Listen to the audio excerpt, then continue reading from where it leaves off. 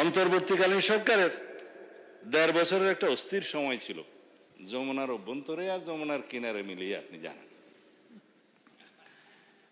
সেই সময় আমরা কাগজটা কোথাও দিয়ে দিই, আমরা দেখেছি যারা আজকে করাপশনের জন্য হিসাব নিতে বলছেন এবং ব্যবস্থা নিতে বলছেন, ফরেন লোনের কথা বলছেন, আমি মাননীয় প্রধানমন্ত্রীকে অনুরোধ করছি আজকে ইন্টারিম গভর্নমেন্টের 18 মাসের সকল কিছুর জন্য আপনি দুর্নীতি দমন কমিশনকে নির্দেশ দিন।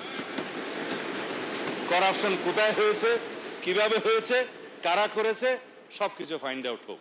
কারণ ভিত্তি হচ্ছে টিআইবি গত কয়েকদিন আজকে একটা রিপোর্ট দিয়েছে, আপনারা পত্রিকায় শুনেছেন। সর্বোচ্চ দুর্নীতি হয়েছে ইন্টারিম গভর্নমেন্টের সময়ে, সেই দুর্নীতির পরিমাণ আমি বলছি না, পত্রিকাটা এখন আমার কাছে নেই, সবাই নিশ্চয়ই দেখেছেন। তো তারা তো এক্সামশন পেতে পারে না। এই একটা অস্থির সময় পার হয়ে নির্বাচন আদায় করতে হয়েছে মাননীয় স্পিকার আমাদের।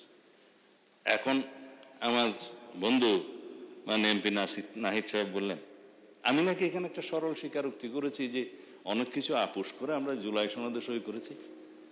হ্যাঁ, আমরা নির্বাচনের স্বার্থে, জাতীয় স্বার্থকে রক্ষা করে জুলাই সনদের সবাই মিলে আমরা সমঝোতায় এসেছি এবং আমরা স্বাক্ষর করেছি। হয়তো আমরা ওই সমস্ত পয়েন্টে একমত নাও হতে পারতাম, কিন্তু জাতির স্বার্থে আমরা সেটা আপোষ করেছি। এটা কেন মিস ইন্টারপ্রিট করা হচ্ছে? যাদের প্ল্যান ছিল নির্বাচন হবে না, 5 বছরের জন্য থেকে যান, সেটাও তো আমাদের নজরে রাখতে হয়েছে।